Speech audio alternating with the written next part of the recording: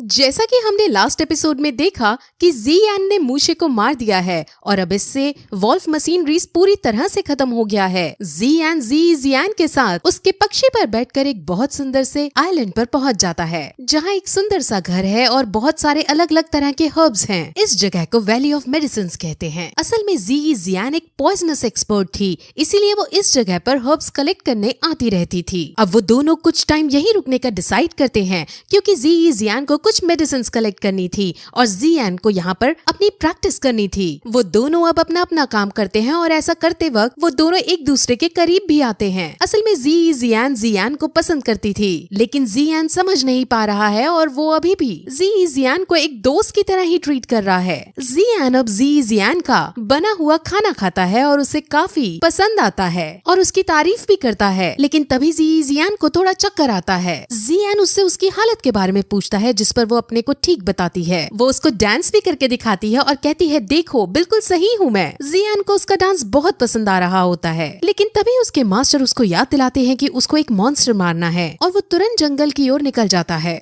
जैसा कि पिछले सीजन में बताया था कि उसको अपनी पावर्स को स्टेबलाइज करने के लिए रोज एक मॉन्स्टर का शिकार करना होगा, इसीलिए वो सेकंड लेवल का फ्रोजन बीस्ट मॉन्स्टर ढूंढने लगता है। वहीं दूसरी तरफ हमें फिर से लिंगर को दिखाते हैं, जो अपने डैड के साथ थी और उन पर एक मॉन्स्टर ने अटैक कर दिया था। लेकिन तभी लिंगर की मॉम वहाँ आती है और अपनी शानदार फाइटिंग स्किल से उस मॉन्स्टर को मार गिराती है। लेकिन अभी उनकी दिक्कत समाप्त नहीं हुई थी, क्योंकि एक और मॉन्स्टर जो लेवल 2 का फ्रोजन बीस्ट मॉन्स्टर है, वो उन पर अटैक करने के लिए आ गया। अब वो उस मॉन्स्टर को नहीं मार सकते थे, लेकिन तभी वहाँ ज़ियान आता है और अपनी पर्पल फ्लेम का यूज करते हुए मॉन्स्टर को एक ही झटके में मार डालता है। पर्पल फ्लेम वही पावर है जो उसे यूजी से मिली थी। अब ज़ियान ने एक बार फिर से लिंगर की मदद की थी और इससे लिंगर परिवार को बहुत खुशी होती है। ज़ियान मॉन्स्टर की खोपड़ी खोलकर उसके अंदर का कोर चेक करता है, लेकिन उसे कोर नहीं मिलता। उसे लेवल 2 का आइस कोर चाहिए था। अब लिंगर की मॉम, जिनका नाम क्विंग ये है, अपनी जान बचाने के बदले में उसे अपना लॉकेट तोड़कर देती है और उस लॉकेट के अंदर लेवल 2 का आइस कोर है। ज़ियान बहुत खुश होता है और उसे लेकर ज़ियान के पास वापस चला जाता है।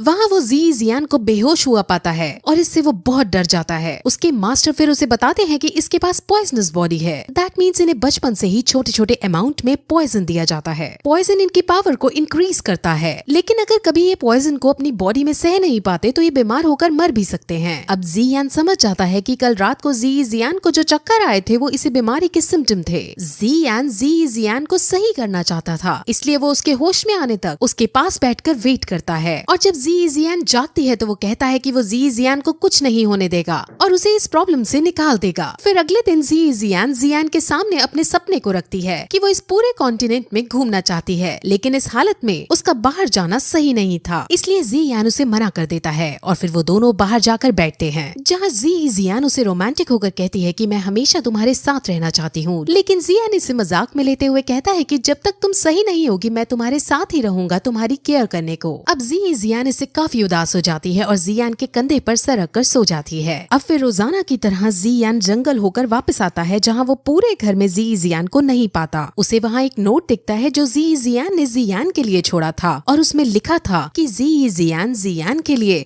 उसके गोल में अड़चन नहीं बनना चाहती। वो नहीं चाहती कि ज़ियान की ही केयर करता रहे और अपनी प्रैक्टिस और अपने सफर को बीच में ही छोड़ दे। इसलिए ज़ियान अब खुद ज़ियान से दूर चली गई और वो उस लेटर में अपने प्यार का इजहार भी कर देती है और ज़ियान अब ये सब पढ़कर उदास हो जाता है। लेकिन वो डिसाइड करता है कि जब भी अगली बार उसकी मुलाकात ज़ियान से होगी तो वो उसका इलाज जरूर करेगा। अब अगले एपिसोड की शुरुआत में हमें ज़ियान को ही दिखाते हैं, जो ज़ियान के जाने के बाद और अच्छे से मोटिवेट होकर प्रैक्टिस करता है और इससे वो दोषी 1 स्टार पर पहुंच जाता है, यानी अपग्रेड हो जाता है। उसके पास पर्पल फ्लेम तो थी ही, लेकिन अब उसे और भी डिफरेंट फायर कोर हासिल करनी थी, इसीलिए उसके लिए उसे टैगोर डेजर्ट के अंदर जाना है। लेकिन टैगोर डेजर्ट के अंदर जाने के लिए उसे एक खास तरह के उड़ने वाले जानवर की जरूरत है और उस जानवर का नाम हाउयी है। हाउयी ब्लैक रॉक सिटी के अंदर ही मिलते हैं, इसलिए अब वो ब्लैक रॉक सिटी के अंदर जाने का डिसाइड करता है। वहाँ उसके मास्टर उसे एल्केमिस्ट एसोसिएशन के अंदर जाने को कहते हैं, क्योंकि वहाँ से उसे कुछ ऐसा मटेरियल मिल सकते थे जो उसकी कॉफिलेशन में बहुत मदद देने वाले हैं। असल में हमारा ज़ियान अपने मास्टर के सिखाने से बहुत अच्छा एल्केमिस्ट बन चुका है, यानी उसे भी दवाई बनाने की टेक्निक्स आ गई हैं। वो सीधे अब एल्केमिस्ट एसोसिएशन के अंदर जाता है, जहाँ पर गार्ड्स उसे उसका इनविटेशन लेटर मांगते हैं, लेकिन उसके पास तो कोई इनविटेशन था ही नहीं। असल में एल्केमिस्ट एसोसिएशन के अंदर रैंक 1 एल्केमिस्ट बनने के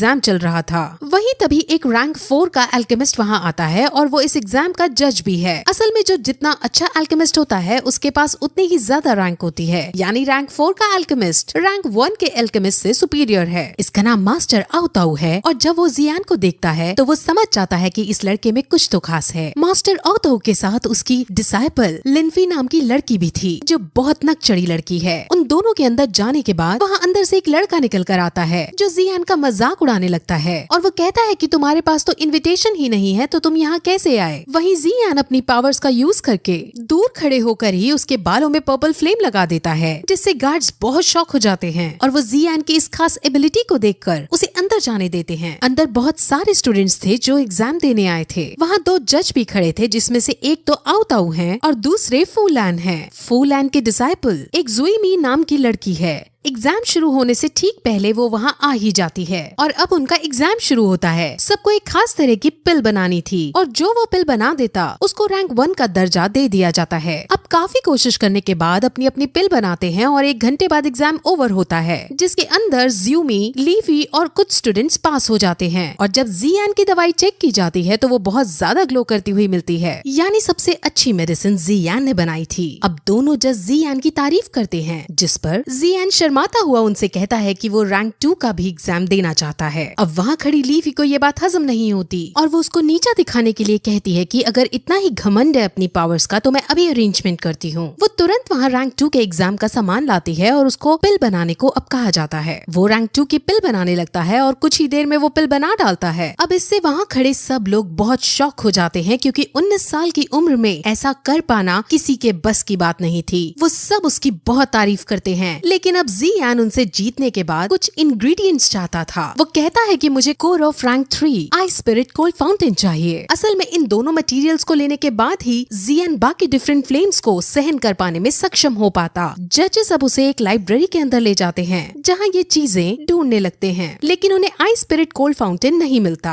अब थोड़ी देर बाद मास्टर आओताऊ चुपके से जियान को अपने साथ एक जगह ले जाने लगते हैं। असल में शहर के अंदर एक बहुत बड़े ट्रेजर कलेक्टर के पास आइस स्पिरिट कोल्ड फाउंटेन है और वहाँ जाकर वो उसके घर के अंदर जाते हैं। उसका घर एक भूल भुलैया की तरह था जहाँ कदम कदम पर जाल बिछाए थे और वहाँ जादुई चीजें रखी थी। और अंदर कमरे में जाने पर उसे एक पतला सा अजीब आदमी दिखता है। उसका नाम गूते है और उसके पास कई तरह के कीमती खजाने रखे थे। वहाँ जियान उसको ट्रीट करने की कोशिश करता है और कहता है कि मैं आइस स्पिरिट फाउंटेन के बदले तुम्हें बहुत कीमती चीज दूंगा। जिस पर वो पूछता है कि तुम क्या दे सकते हो, तो जियान पर्पल फ्लेम का एसेंस उसके सामने रखता है। पर्पल फ्लेम बहुत ज्यादा कीमती है और बहुत ज्यादा महंगी। अब जियान और गूते के बीच ट्रेड हो जाता है और गूते से उसे आइस स्पिरिट कोल्ड फाउंटेन मिल जाता है। अब वो यहाँ से बाहर निकल जाता है और उसे एल्केमिस्ट एसोसिएशन से रैंक 3 की भी कोर मिल जाती है। वहाँ वो एक बुढ़े आदमी को नोटिस करता है जो एक लड़की के साथ अय्याशी करता हुआ आ रहा था और वो निर्दोष लोगों पर अत्याचार कर रहा था। उसके साथ उसका एक चेला भी था। जियान उसे रोकने की कोशिश भी करता है, लेकिन तभी वहाँ मास्टर आओताऊ आते हैं और उनके डिसाइपल लीफी भी आती है। लीफी जियान से इम्प्रेस हो गई थी और वो उसको गले भी लगाती है। वहाँ फूलैन अब जियान को 6 महीने बाद होने वाले एल्केमिस्ट इवेंट का भी इनविटेशन देते हैं जिसको जियान एक्सेप्ट कर लेता है। अब मास्टर आओताऊ उसके लिए हाउयी की एयर सर्विस का भी इंतजाम करता है और उसमें उसको बिठाकर विदा कर देता है। उस बोट में फूलैन और वो बुरा ओल्ड मैन भी है। अब जियान के पास वो सारे इंग्रेडिएंट्स थे जो उसे एक ऐसी दवाई बनाने के लिए चाहिए थे जो उसे बाकी फायर एसेंस स्वेलो करने में मदद कर सके। वो दवाई 4 रैंक की होगी और अब जियान अपने मास्टर से उसे बनाने के लिए कहता है। वो रैंक 4 की दवाई बहुत ज्यादा शक्तिशाली है और जियान के मास्टर उसको चेतावनी भी देते हैं कि इस रैंक 4 की दवाई को बनाते वक्त और बनाने के बाद हमें सावधान रहना होगा क्योंकि ये दवाई कई लोगों का ध्यान अपनी तरफ खींचेगी। वही अब मास्टर उस दवाई को बनाने लगता है और उनको बनाते बनाते 2 दिन का समय लग जाता है और फाइनली दवाई बनकर रेडी हो जाती है। जब दवाई बनकर रेडी हो जाती है तो वहाँ आसपास पूरी बोट में एनर्जी वेव प्रोड्यूस होती है जिससे सब समझ जाते हैं कि जियान अपने मास्टर के साथ कमरे के अंदर कुछ अलग तरह की खास दवाई बना रहा है। जियान के मास्टर उसे गेट पर रहकर पहरा देने को कहते हैं क्योंकि दवाई में अभी कुछ फाइनल टचअप्स देने बाकी थे। कमरे के बाहर ओल्ड मैन कमरे के अंदर जाने लगता है और कहता है कि बोट के अंदर एक एनर्जी वेव आई है और बोट के अंदर सफर करने के दौरान हमारा ये जानना जरूरी है